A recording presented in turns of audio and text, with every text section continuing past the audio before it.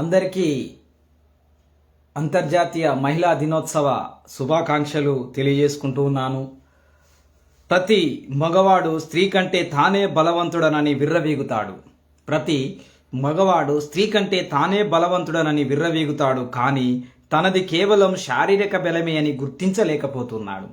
తనది కేవలం శారీరక బలమే అని గుర్తించలేకపోతున్నాడు. అవునండి, 100% పురుషుడి కన్నా స్త్రీయే మానసికంగా బలవంతురాలు అనే విషయం ఎంతమందికి తెలుసు?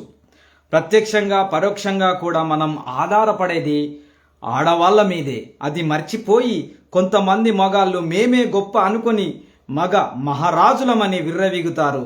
అది చాలా చాలా తప్పనే విషయాన్ని మనమందరము గుర్తుంచుకోవాలి. ఈ ప్రపంచంలో గొప్ప వాటినన్నింటినీ స్త్రీలతోనే పోల్స్తారంటే అర్థమవుతుంది.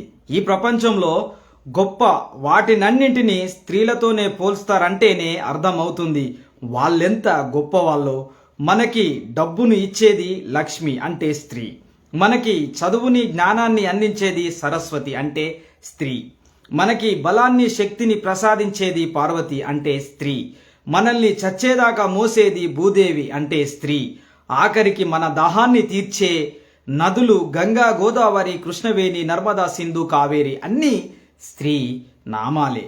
అంటే అనుక్షణం మనం ఆధారపడేది స్త్రీమూర్తుల మీదనే అని దయచేసి గుర్తించండి. వారికి ఇంట బయట సముచిత స్థానం కల్పించండి.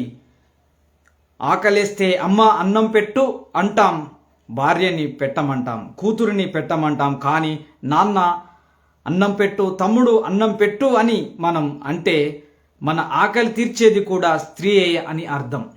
10 మంది మొగోళ్ళు కలిసి ఒక చోట ఉన్న దాన్ని రూమ్ అంటారు. అదే స్త్రీ ఉన్న దాన్ని ఇల్లు అంటారు. అంటే నీకు నువ్వు ఉండే స్థానానికి కూడా విలువనిచ్చేది నీ పక్కన ఉండే స్త్రీమూర్తి అని గుర్తించండి, గౌరవించండి.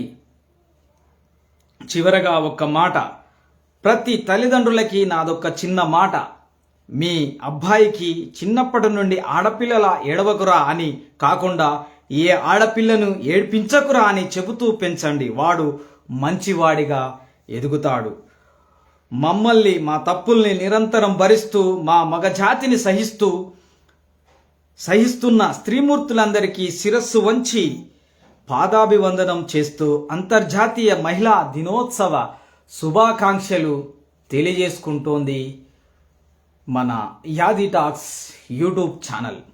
ఈ చిన్న మెసేజ్ అందించిన వారు RRY talks Rapelli Rajanna Yadav YouTube channel నుండి.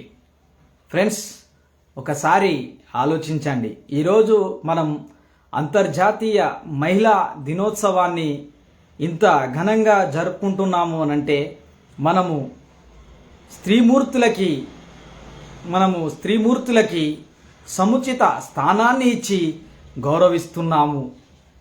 మనము మామూలుగా ఇలాంటి మహిళా దినోత్సవాలనే కాదు, ప్రతి రోజు ప్రతి నిమిషం ప్రతి క్షణం కూడా స్త్రీలను గౌరవించడం అనేది మనము మన జీవితంలో అలవాటుగా మార్చుకోవాలి. వాళ్ళ ఓపికను వాళ్ళ సహనాన్ని మనము చూసినప్పుడు వాళ్ళు లేకపోతే మనము లేము అనే విషయాన్ని కూడా మనమందరము కూడా గుర్తుంచుకోవాలి. ఈరోజు ఈ మహిళా దినోత్సవాన్ని, ఈ అంతర్జాతీయ మహిళా దినోత్సవాన్ని జరుపుకుంటూ వాళ్లకు మనము ఇచ్చే సముచిత గౌరవాన్ని, సముచిత స్థానాన్ని ఎంత ఇచ్చినా కూడా మనము తక్కువే అనే విషయాన్ని కూడా గుర్తుంచుకోవాలి. ఇంతటితో ముగిస్తూ మరొక్క మారు అంతర్జాతీయ మహిళా దినోత్సవ శుభాకాంక్షలు తెలియజేసుకుంటూ ముగిస్తూ ఉన్నాను. జై హింద్, జై భారత్.